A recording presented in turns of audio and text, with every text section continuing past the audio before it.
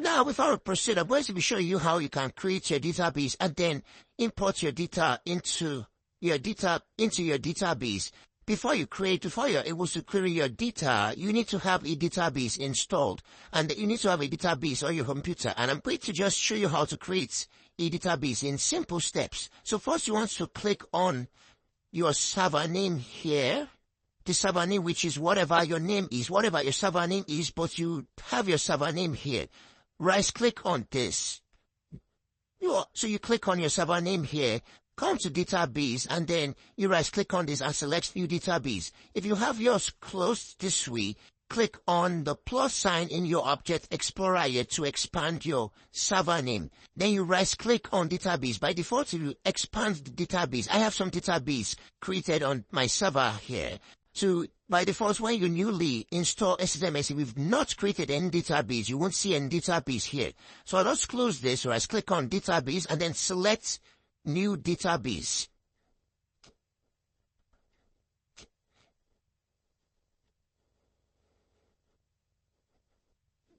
So here you want to enter your database name, and I'm just going to call my database SalesDB.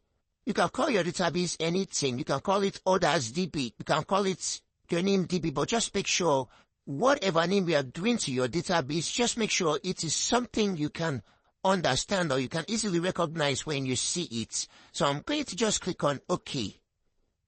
And then now I have my database here. If you don't see your database in your Object Explorer under the database folder, click on this refresh icon just to refresh what you have. And then now you should see your database here in the list of database, whatever list of database that you have. So next, I want to import all of the CSV files that have been provided.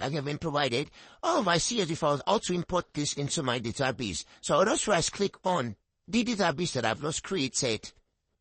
Click on task. And then in the drop down here, I'm going to select, because they are CSV files, I'm going to select import flat files. So now I have my imports, I have my file imports window here. I have it open here. So what I'm going to do next is I'm just going to click on next. And then I'm going to try to locate where I have my file saved. I can start with the first data that I have in my folder along in the list of data that I've downloaded. You can start with any one. Click on open. Now I have my table name. This is where you can choose to change your table name. You can call it customer saved or customer dimension, whatever name you want to call your customer's table name, but make sure it is descriptive enough. Click on next.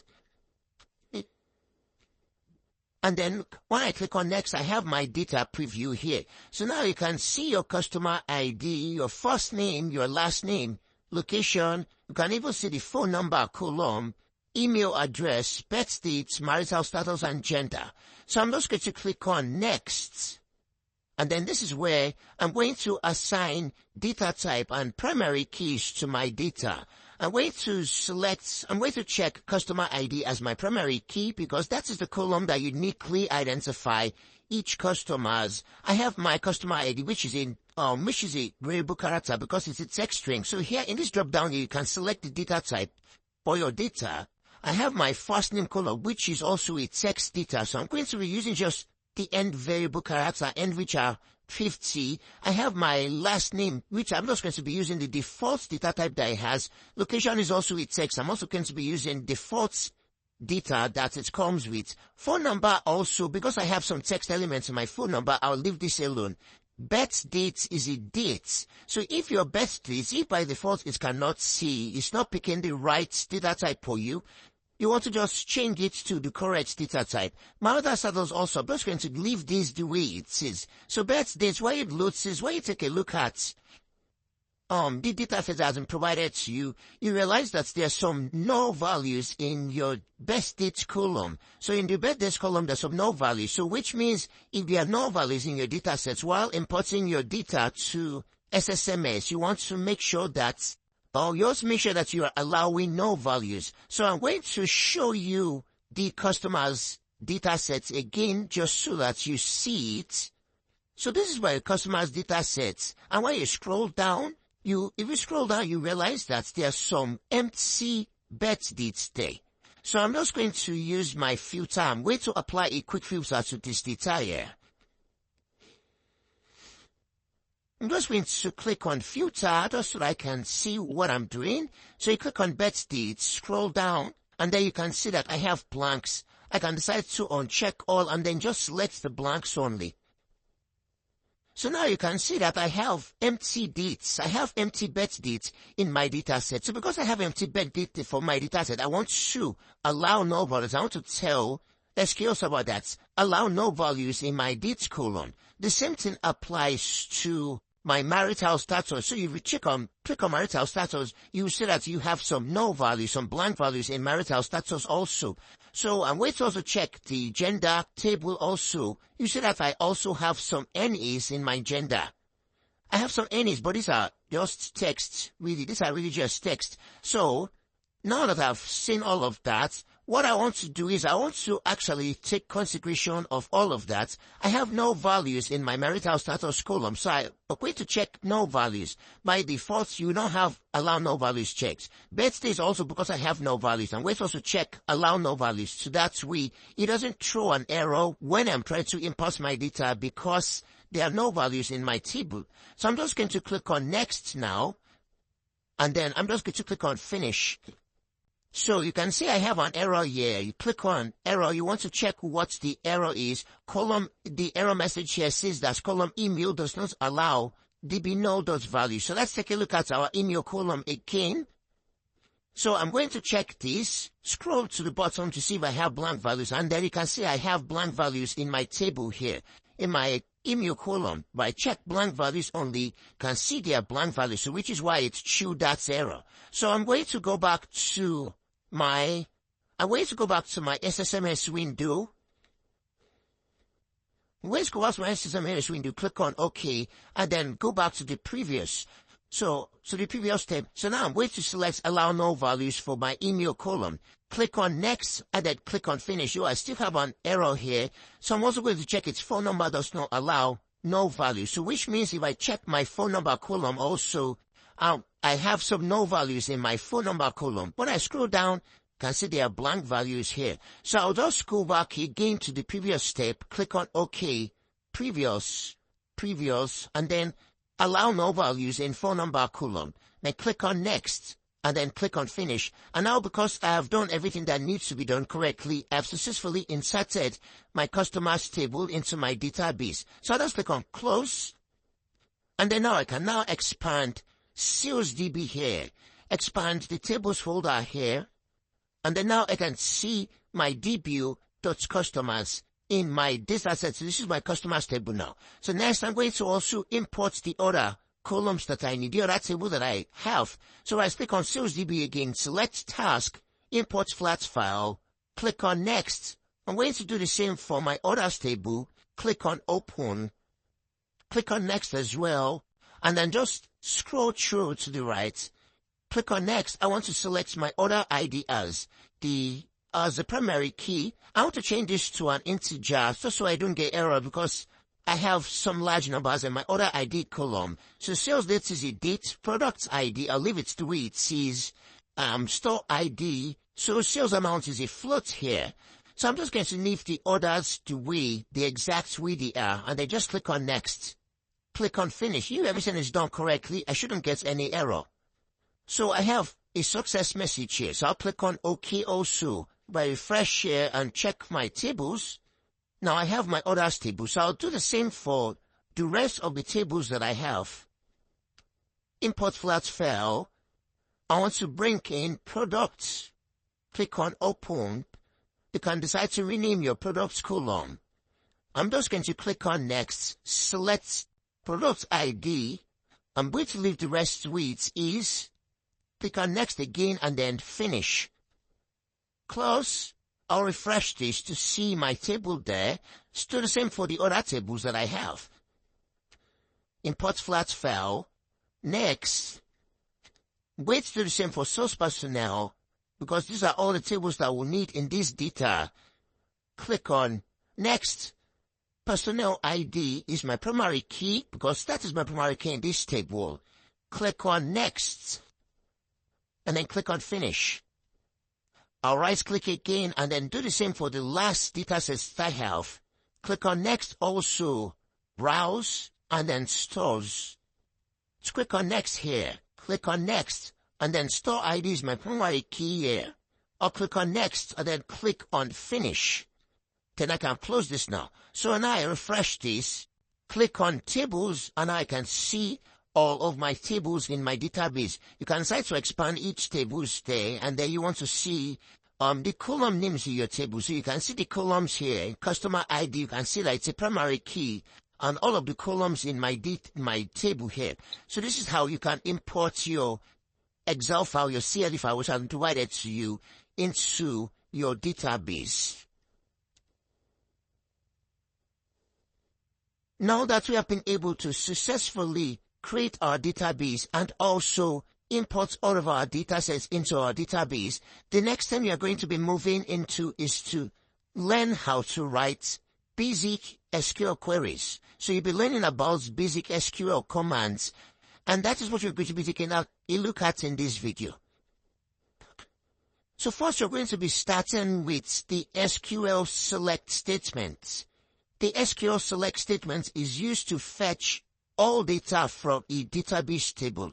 If you want to see all the data in your database table, select is what you actually use to get data from the table. You're using it to fetch data from a database table. And the syntax for SQL select is simply select star from table name.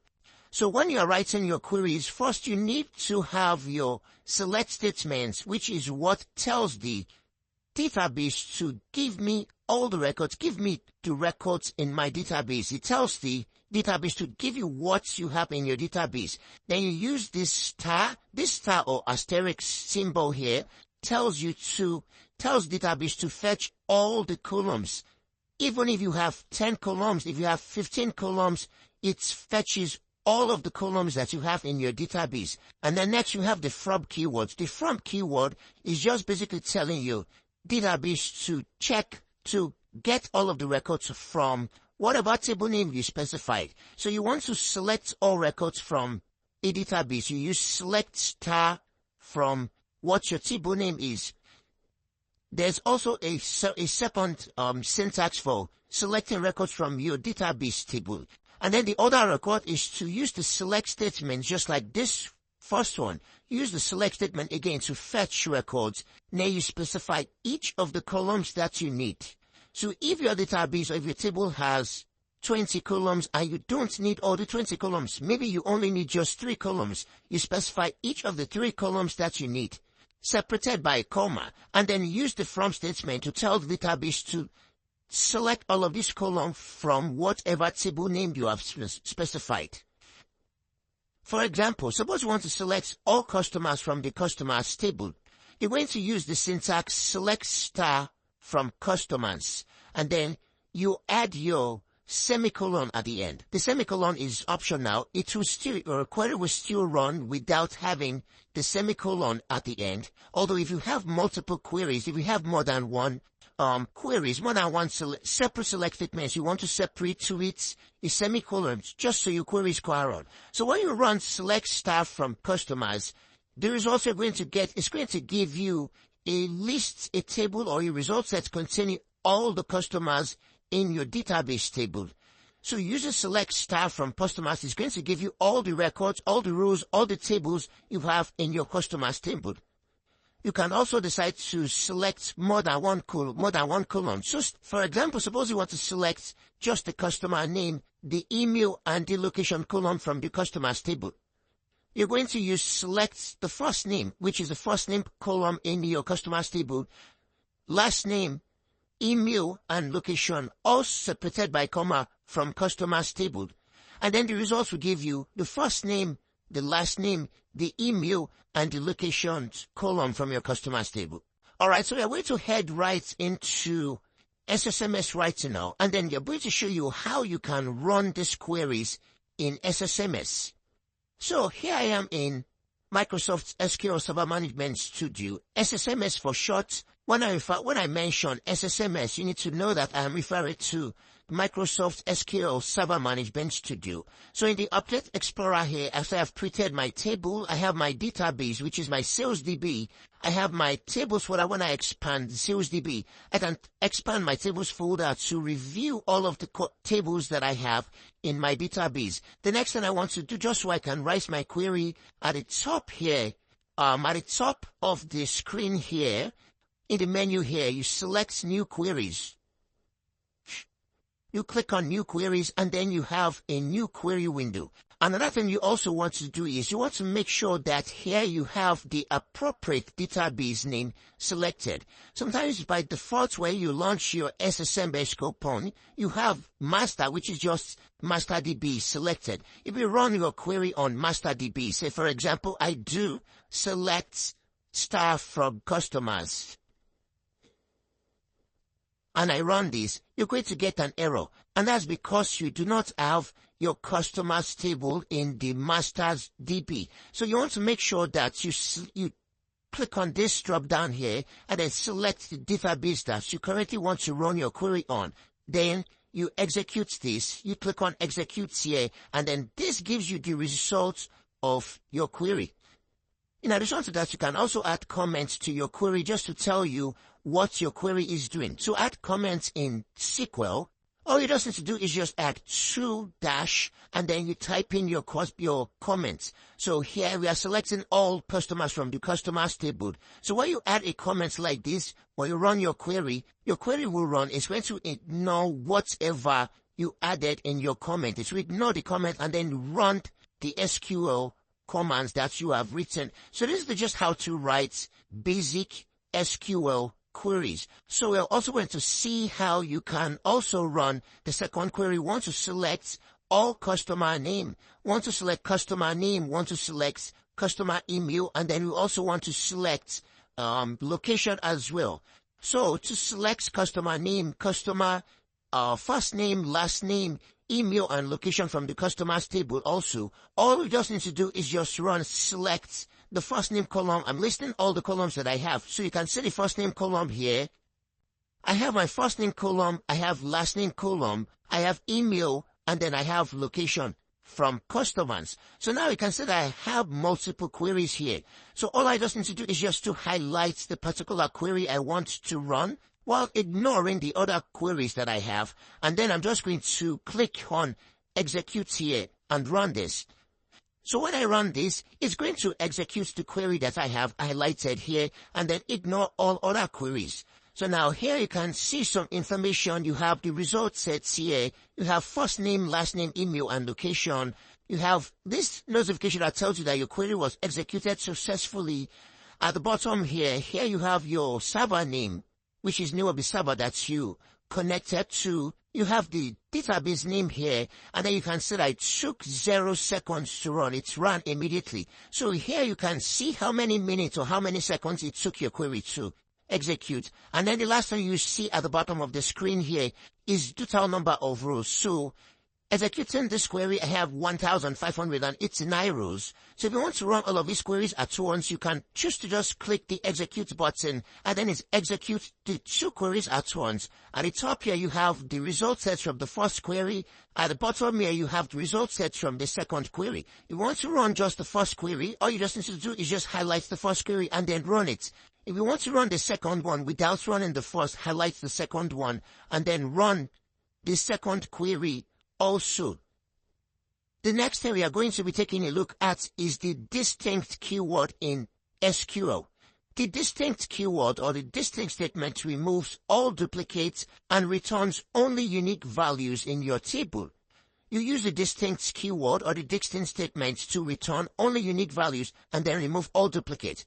Usually the distinct keyword will not delete the duplicate in your table. It's only going to just fetch you unique records or unique rows of data. For example, suppose you want to see all the sales channel column, all the data in your sales channel column. You use select sales channel from others. But when you run select sales channel from others, you can see here that you have each of the different sales channel repeated. Sales channel 1 in store, sales channel 2 online, sales channel 3 in store, sales channel 4 online, 5 online, 6 online. But let's say, for example, you want to see all of the unique values. What types of channels do I have in my table?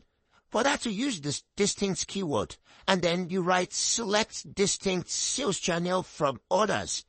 And then adding this distinct keyword here, just return only the distinct channels that you have in your orders table. So now select distinct channel. You can see how the result sets are different. Here you have just online and in-store without having any duplicates. Okay, so I'm going to head over to SSMS again and then just run this query so that you can see how it executes in SSMS or in SQL Server My Image Studio.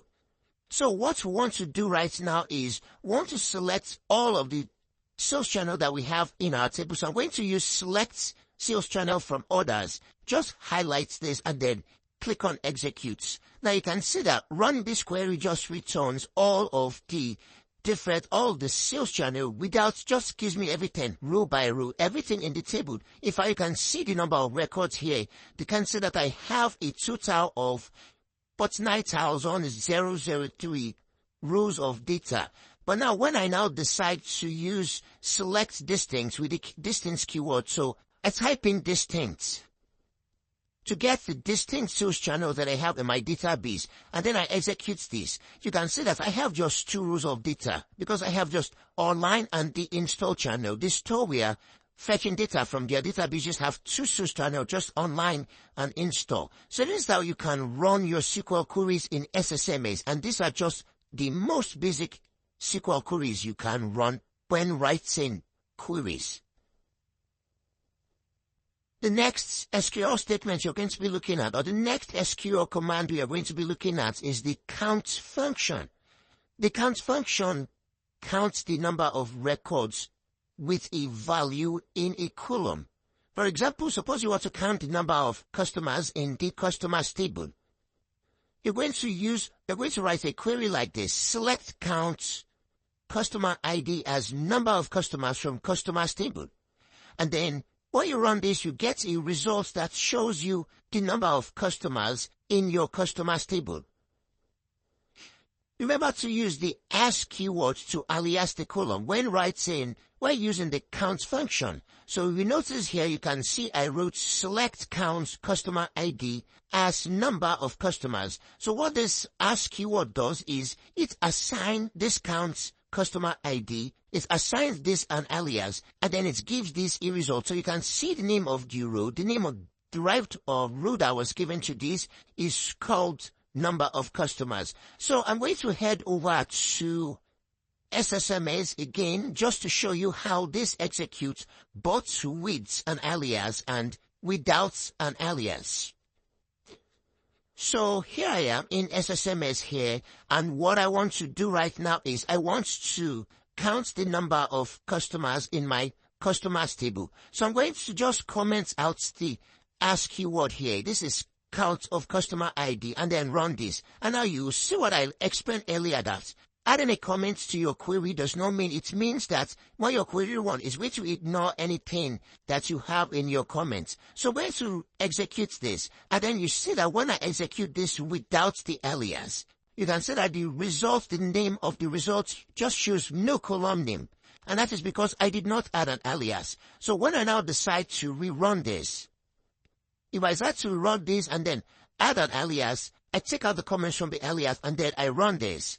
Now you can see that I have number customers, num_customers. By run both together, you can see what the result looks like side by side. So the first one without the alias, I have no column name. The second one with the alias, I have num_customers. But they both have the same results. So now we are going to count the number of rows in a table. What we have done previously is to count the number of columns, number of values in a column within a table. Now we want to count the number of rows in a table. For example, suppose you want to count the number of rows that you have in your orders table. What you want to do is you write your query as follows: select count star as number of rows from orders table. Remember I mentioned earlier that the star symbol indicates that you want to select all the values. So now you want to count star. You want to count star means that you want to count all of the values, all the rows, all the columns. You want to count all the rows in your table. So now I have select count star as number of rows from others table. Now what this does not mean that it's going to count the number of rows and then it's going to count the number of columns and sum it together. No, that is not what it does. What this does, it counts the number of rows like line by line. It just counts all of them and then it gives you the number of records in that table. So now the result of this query is going to give you 49,003. Okay, so heading over to SSMS again, I can show you how this executes. So now what you see here, what we want to do is we want to select counts. We want to select count star from others. So I'm just going to run this. And now you see that I have a total of 49,003 rows of data in my others table. So now again, I'm going to show you how this select count star differs from selecting the count of a column. So say for example, I want to count all the record in my customers table. So I'm going to use select count star from customers. And then I'm just going to run this. So now this gives me a total of 1,589. Now I know there are 1,589 customers in my customers table. Now if, for example, what I want to count is, I want to count the number of emails in my customer table. Select count emails from customers.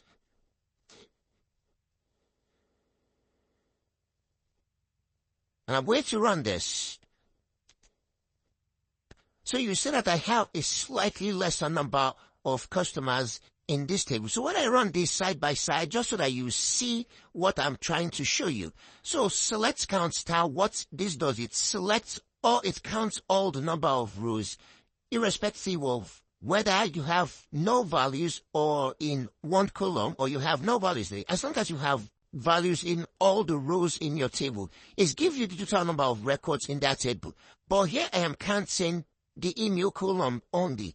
For in the email column, I have no values in the email column, so it only counts the number of no emails in the email column. So it ignores every null, every empty value, and does give me the number of valid email address, number of email, a number of values that have number of records that have values in the email column.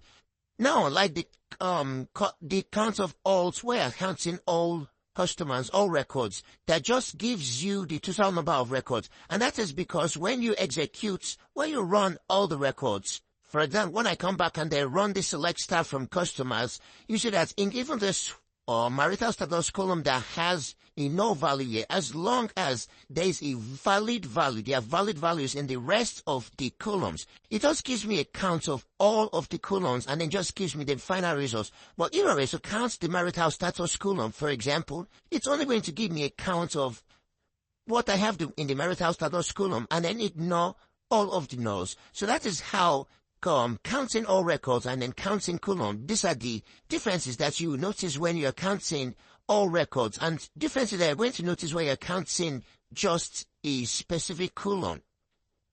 So next you're going to be taking a look at the count distinct, how to use distinct with the count function. So for example, you want to count the unique customers in the orders table. Merely writing select count customer ID as customer count from orders will not give you the unique number of customers in the orders table. But when you write select count and then you add the distinct keyword inside the count function, you're going to get the unique count of customers in the customers table. So over here, you see that you have just the select count customer ID as customer ID from orders. And this gives you the total records in your customers, in your orders table, not the number of customers that actually placed an order.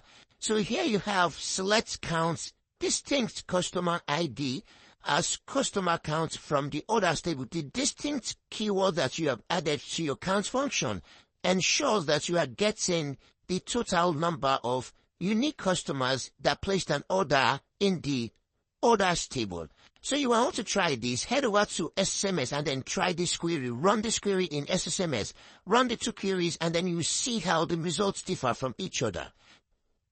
So next you can also count, you can also use the count function with multiple fields. You can count multiple fields in your table. For example, suppose you want to count the customer names and customer email columns. You're going to write select count first name as customer names, comma count email as count email from customers table. This gives you two records, the count of customer names and the count of emails. And then you have your results that shows you count names, count emails. You can count more than 2 fields. You can count multiple fields, count 3 fields, count 4 fields, count number of marital status. You can even use along with count distinct. So I'm going to head right to SSMS and then show you how this works in SSMS. So here I am currently here with SSMS here, and then I'm going to count the number of first name and then the number of last name that I have in my customers table. So I have count first name as count of names, count email as count of emails from customers, and then I'm going to run the same query. So now you can see I have count names, count emails. If I want to count the distinct number of maybe marital status, so let's take a look at our orders table, our customers table again to see what we have in our customers table. To my customers table, I have first name, last name, I have marital status, and then I have gender. So let's say I want to add count distinct number of marital status. You can also use along with the distinct keyword. So I'm going to add distinct marital status and call this count marital status, count unique marital status. Now I can run this. Now I can see I have 1,589 as the count of names that I have. I have 1,582 as count of email. And I have just 2 unique marital status. Also, one more thing is you want to also take note that you shouldn't write all of your queries just on one line. You want to separate your columns, you want to separate your fields onto separate line, into separate line just so that it is more readable. So I'm just going to highlight this and then run this again, and you see that I still have the same result. The benefit of that is that it makes your queries more readable. So you shouldn't be writing all of your queries in one line. Also, I also need to point out the fact that SQL is case insensitive. You can choose to write select count all capitalized, and then you can also write the same query in small letter. So for example, I have select count first name as count of names, and I also have count email as count email from customers. If I run this, I'll still get the same results. So SQL is case insensitive, but you also want to make sure that you are capitalizing keywords in SQL so that you are able to identify keywords, separate keywords from column name. It is good practice to capitalize keywords when writing SQL queries. It is also good practice to also separate your column names or into multiple lines, especially when you have multiple columns. You have up to 4 or 5 columns. It's good practice to also separate into multiple lines. The next command you're going to be taking a look at in SQL is the select top statement. The top keyword is used to limit the number of rows returned in a table. So for example, suppose you want to limit the number of rows returned in the customers table. You want to just select the first 10 rows in the customers table. You use the top keyword in combination with the select statement. This is the syntax for SQL Server. When you're working with other relational database like PostgreSQL, like MySQL, the syntax is slightly different for other relational database. You use the limits keyword, but in SQL Server here, to limit the number of rows returned in a table, you use the top keyword in combination with the select statement. The select keyword, so you want to get the first 10 rows in the customers table. You write select top 10 star from customers table. The star symbol here indicates that select the top 10 rows, but give me all of the columns. I want all of the columns from the customers table. And then you have your results. You have your results looking like this. So this gives you the first 10 rows. You can see you have just 1 to 10 rows of data. And then you have all of the columns in your customers table.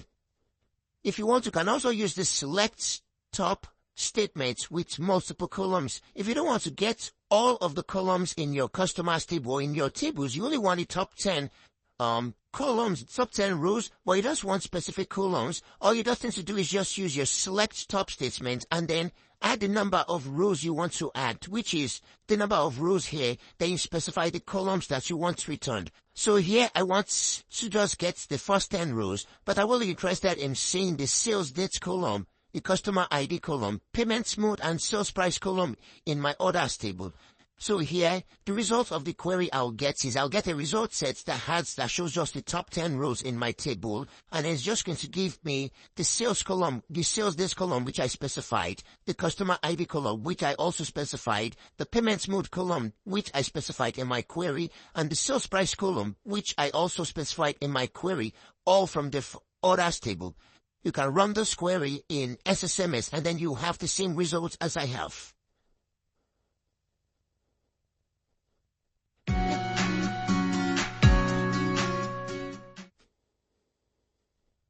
The next command you're going to be taking a look at in SQL is the order by command, or the order by keyword. The order by keyword is used to sort the table values in either ascending or in descending order. For example, suppose you want to select all values in the products, and then you want to in the products table, and then you want to order the values in your products table by the price column. You would write select star from products, which is your product table, and then use the order by keyword to tell your database that you want your result set ordered. You want your result set sorted, then order by product price. The result of this is going to be a result set that gives you all the rows, all the columns in your table, the table that you specified. Because you specified star, you did not list the columns that you want. You get all of the columns from the product table. Also, because you did not specify whether you just want the first 10 rows or the first 5 rows or the first 3 rows, you did not specify select stop. It gives you all the records in your table, and then it orders by product's price. So now when you take a look at the product's price column here, you see that the product's price in the result set is ordered from in ascending order from the smallest price to the most expensive price. You see here that the smallest price here is 2.289. You see also that the next smallest price is 3.900. We can also use the ASC or the DESC keyword to specify the sort order, either in ascending or in descending order. The ASC keyword is used to explicitly specify that you want your results sorted in ascending order, while the DESC keyword is used to explicitly specify that you want your results sorted in descending order. And also remember that when no order is specified, the results set you get is sorted in ascending order by default. So for example, suppose you want to select all values in the products table, and then you want to order by price in descending order.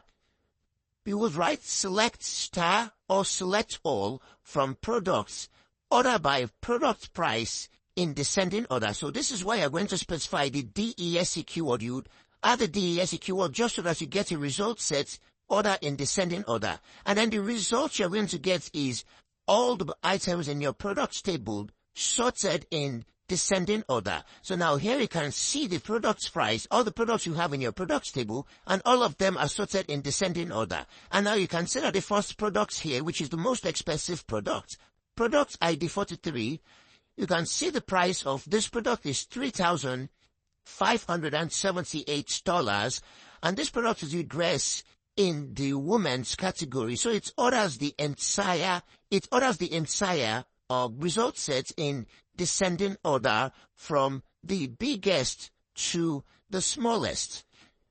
You can also decide to order by multiple columns. For example, suppose you want to order the product table by subcategory in ascending order, and then you want to order the same product table in descending order.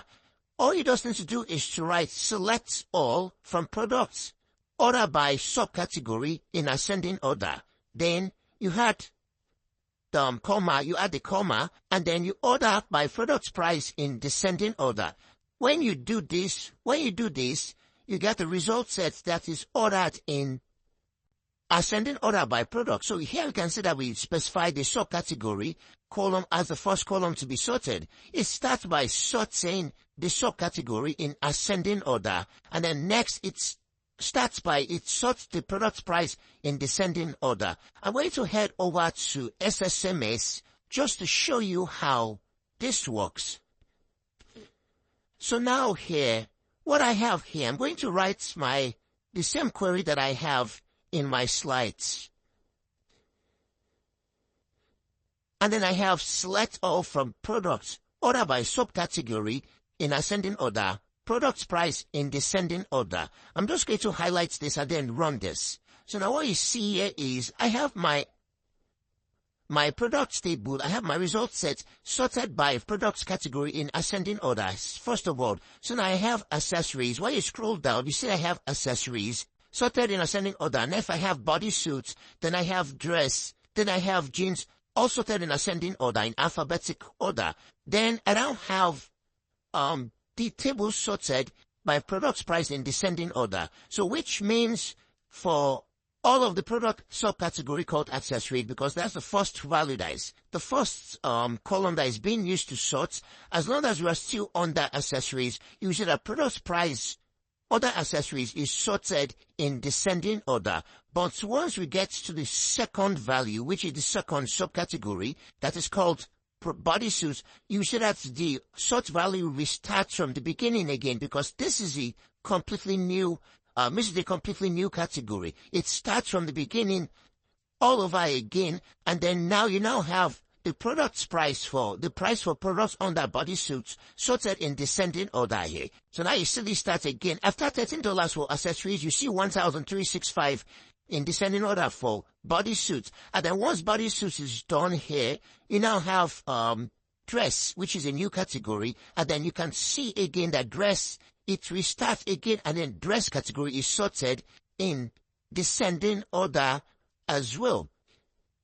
Next, you can also combine the select stop statements and then the order by keyword also. For example, suppose you want to select the top 5 most expensive products in your products table. You would write your query as follows: select top 5 star from products, order by product price in descending order. Now, you did not specify what columns you want to see. You just said you want to see all of the columns, and then you want to see the top 5 products. So what this does, it gets the values from the products table first, and then it orders the products table in descending order. It orders the products table by price in descending order. Then after sorting in descending order, it now gives you the top 5 products. And now you have a result set that shows you the top 5 products, the top 5 most expensive products, because what it does is it gets all of your products first of all, sorts everything in descending order from the most expensive to the least expensive, and then it gives you the first 5 products, most expensive products after sorting in descending order. So this is how we can combine the select stop keyword and then the order by statement as well. So I'm going to show you that. I'm going to run that in SSMS so that you're going to see what I am referring to. So here I am in SSMS. I'm going to create a new query. So you can create a new query window. Click on new query, and then now you have a new query window. You still have your old query window where you have your existing queries, where you can now create a new query. And you can see I still have my DB selected. So I'm just going to run the top 5 most expensive products and then sort this in descending order. And now you can see the results. If I also get the top one, the most expensive product, all I just need to do is just change it to 1, and then now I have the top one most expensive product. This is the most expensive product. If I want to get the top 5 cheapest products, all I need to do is just change this to ASC keyword and then execute this. And now I have the top 5 cheapest products. Now we are going to be taking a look at the order of execution of simple SQL queries. When you write your SQL queries and then you hit run or you click on execute to execute the queries, what goes on in the background? Understanding how queries are executed in SQL is very important because it's going to help you debug whatever issues or whatever errors you are getting whenever you're writing SQL queries. So SQL is really not processed in the order in which it is written. Usually when you're writing your SQL queries, you might start writing your SQL queries from your select statements to your from statements. So you write the top keyword, maybe you add top keyword to limit the number of rows that you have, and then you add your order by keyword. But it is really not executed from the select statement. The first thing that gets executed is the from statements. It's first of all check your query. So when it's executing the query, it's first of all check your query to see what table is stated in the from keyword and the from declaration there. And then it's search for the table first before it now starts executing whatever conditions you have specified or whatever columns you have specified that you want to actually get. The next one is executed after the from keyword or after the from statement is the select statement. Here it goes into the table that you have specified, and then it goes to pull out all of the columns that you have specified that you want to get in your result set. The next thing that gets executed is the order by keyword. Here, after it has returned, it has found the columns that you want to get from your table. It now looks at the order by statement, and then it gets the column that you have specified, which you want to order your result sets, either in descending order or in ascending order. And then what it does is it orders your result set. It sorts it in whatever order you have specified for you. And the last thing that gets executed in a simple SQL command is the top keyword. So after it has selected your columns from the table that you have specified, and then it has ordered your results by the column that you have specified, it now limits it by the number of rules you have specified that you want returned. And this is why when you write your SQL queries, this is why when you want to get the top 10 products or the top 1 customers based on a particular particular column, this is why you are able to get the top N column that you have actually specified. So here you want to get the top 10 customers from the customers table. You are able to get that because it has executed the query first, gotten the table, gotten the customer name that you want. It has sorted the customers bin in descending order. After it has sorted it in descending order, it now gives you the top 10 customers from what has been sorted. So what happens here, it's not that it first of all gives you all of the 10 customers that you want first. It now sorts, now order the results that you have. No, that is not what happened. It first of all sorts the entire table, the entire results. Then it now gives you the top 10 customers out of the order, the already sorted results. So this is what happens in the background when you write a simple SQL query. Now we are going to be taking a look at how you can filter records in your result set using the where command. The where command or the where keyword is used to filter values in your table. For example, suppose you want to get the names, emails, and location of all female customers in your customers table. How will you do that? You would write your query using select the first name, the last name, the email, and the location from the customers table, where gender is equals to F. Okay, so I'm going to head right into SSMS or SQL Server Management Studio and then show you how you can write this query in SSMS. So what we have been asked to get is you have been asked to get the names, emails, and location of all female customers in your customers table. the first thing you would want to do is to check what is present in your customers table. So I have my customers table in my sales DB, and then I will just check select staff from customers.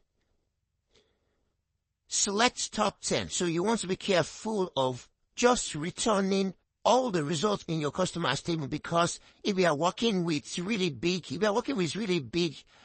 table size, and you just select score, it's going to just take so much time to run. So I'm just going to run this. Click execute here to run. I have an error from customers. And then now you can see what I have in my customers table. I have the customer ID column, first name, I have all of this column. And then we have been asked to get a list of the customer name, the customer from email, the customer location of all of our female customers. Just looking at the example that was stated, the question that was stated here. So now, if you want to write that, what you need to do to write that is you've taken a look at all of the columns that you have, and because we are only interested in the first name, so you have the first name, you're also interested in the last name as well. So you write the last name. You are also interested in the email, and then you are interested in the location. So this is what you have been asked to get. The first name, the last name, the email, and the location of all the customers that you have. But if we take a look at your table, you have a column here that identifies gender. They want all female customers. This gender column shows you the gender that you have. You have either male or you have female. If you want to see the different types of gender that you have in your gender column, or what you would do here is you would write, you want to see if you have different values specified in your gender column. You write select, you want to get the distinct values. Select distinct gender from customers. And then you highlight this and run this. So now you can see that these are the three values you have in your gender. You have F, you have NE, and then you have M. F representing female, M representing male, and then NE representing unspecified gender. So now you want the first name, the last name, email, location of all female customers. What you would need to do is to use the where keyword to filter out only female customers. So you write where gender equals to, because gender is a string column, it's a text column. So you want to make sure your value is in a string, or it's in quotes. So where gender is equals to F, which represents female customers only. So now I'm going to just highlight this and then click execute. And then you see that I have female customers only. If you want to verify that this query is doing what you expect it to do, you can also still add the gender column here. You still add the gender column here, and then you run this. So now you have a column that specifies the gender that you are running, that you are getting. So you can take a look at all of the results here, and then you will see that all the customers that I returned here, they are all female customers. There are no male customers here. They're just female because we specified where gender is equals to F. The where keyword or the where command can be used with different types of condition, with different conditions. You can use the where command with date conditions. You can use it with string conditions like you have here. You can also use it with numeric conditions. You can use it with no conditions. You can also use it with logical multiples. So taking a look at another example. Suppose you have been asked to get the names and personnel ID of all sales personnel in store ID 5. You write your query like this. Select personnel ID, personnel name. Maybe you want the date joined. You can add that as well. From sales personnel, where store ID is equals to 5. I'll head over to SSMS and then show you how you can execute this query. So you have been asked to get the names and personnel ID of your sales personnel in store ID 5. So to get this, we are going to be heading into the sales personnel table. I have the sales personnel table in list of tables that I have. We have customers, we have orders, products, sales personnel, and then we have the store table. So let's take a look at everything we have in our sales personnel table. I'm going to write that by starting with select all from sales personnel. And then I'm just going to highlight this and then click execute here. So now you can see the information that you can access in your sales personnel table. This table gives you personnel ID, it gives you personnel name, it gives you the date that each personnel joined, and then the store that each personnel works in. So when you are given this kind of ask, when you're working with data, or you're working in an organization, and then it give you the ask to get this answer to answer this kind of question, the first thing you want to do is to look at a table that will help you answer this question. In this case, the sales personnel table holds the information that we want to see. And now they ask us to get the names, the personnel ID of the sales personnel in store ID 5. So you select the personnel ID, you select the personnel name, you might be interested in the dates joined from sales personnel where store ID is equals to 5. Store ID is an integer, which means you don't need to enclose it within quotes, just like we did for gender here. So now when I highlight this and then execute this query, you see that I have the personnel ID, I have personnel name, I have dates joined, which I selected as well. If you want to verify the query that you're writing, you want to verify that it's giving you the results that you want to see, all you just need to do is just include the store ID here. And then highlight this and then run this again. Now you see that you only have sales from personnel from this particular sales personnel. Here is how a simple SQL query is executed when you have the where statements together with it. The first thing that is executed is the from statement. The from statement is executed first. Next, you have the where condition. After the from statement has been executed, you now have the where condition being executed next to just get the result, the filter that you want to use to limit the results that you have. Then the select statement is also executed next. Next, you have the order by keyword being executed after the select statement has been executed. And then the top statement, which is used to limit the number of results that you have, is executed last. Also, remember that all aliases are declared with the select statement, so it would usually come together whenever the select statement is being executed. Let's talk about SQL operators now. You really can't talk about where conditions, filtering in where statements, select statements in SQL without actually talking about operators. At some point when you are querying your data or you're accessing data within your database, you would need SQL operators. So let's take a look at what SQL operators are. SQL operators are special keywords or symbols that are used to perform operations on data within SQL queries. There are different types of operators in SQL. First, we have the arithmetic operators, and arithmetic operators are used to perform mathematical operations on numeric data types. You have operators like the plus sign, the multiplication sign, the minus sign, and then the divide by sign. You would use this to perform mathematical operation like adding two values together, subtracting a value from another value, dividing two values, and then you can also use perform operations like multiplying two values together.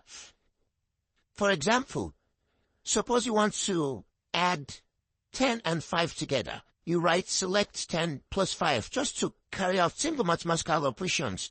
The same way you can also multiply two values together by saying select one value multiplied by another value. You can either write it like this, or you can multiply two columns together that holds numeric values. You can also divide values in SQL by just saying select first value divided by second value, and then you can also subtract two values together. So first I want to add two values together, so I'm just going to write select 10 plus 5 just because I want to add two values together. You all know that 10 plus 5 would give you 15, so when I execute this, I expect my results to be 15. So I'm just going to click execute, and then now you can see that my result here is 15. I can also subtract two values, one value from another value, by just simply doing select 50 and subtract 40 from 50. I expect to get 10 when I run this. So all I'm just going to do is highlight this query and then hit run. And now you can see that I have 10 as my results. I can also multiply two values together. So say select 100 multiplied by, I'm going to use the asterisk symbol as my multiply by symbol, multiply by 5. And then I'm just going to highlight this and then run it. So I have 500. And then I'm also just going to, I can also divide two values together by simply saying select, I can divide 200 divided by 4. And then I'm just going to highlight this and then hit run. And here you can see that I have my results. If you want to verify the results that I have in my query editor here, you can use your calculator to divide this or multiply this, and you see that you have the same results. Now, taking a look at how arithmetic operators work in a query example, how you can use my arithmetic operators on column names, actual column names in your table. I have an example here. It says select the customer ID, the product ID, you want the quantity, the sales price, and then you want to calculate the total sales amounts from the orders table. So you have been given a list of all of the columns that you want to see, and then you have been told the table where you should actually get all of these columns. This is one of the basic, most simple queries that you can actually write. You'll be given sales price, the quantity, and then you want to see the total sales amounts. But to solve this, we have been told to check the products orders table, the orders table in our database. So again, here I have my database here, and then I have all of the tables that I have all of these tables in my database. And then I want to take a look at the orders table, what I have in my orders table. So I'm just going to write select. I would select top 10 rows from orders. Again, remember to always limit the results that you have when you are quickly exploring your column, you're quickly exploring a table. So I'm going to click on execute here, and then I can see that these are all the columns that I can access in my orders table. I can see here that I have the order ID, which I have been asked to get. I have a customer ID, not only the customer ID, I have customer ID here. I also have the product ID, I have the quantity, and then I have sales price. But guess what? I do not have the total sales amount in my products table, in my orders table, which means I have to calculate my sales amount. Now, when you take a look at each of the line-by-line transactions that I have here, you see that for every line of transaction, you have a store ID, you have the quantity, and then you have the sales price, which is the price for each product unit.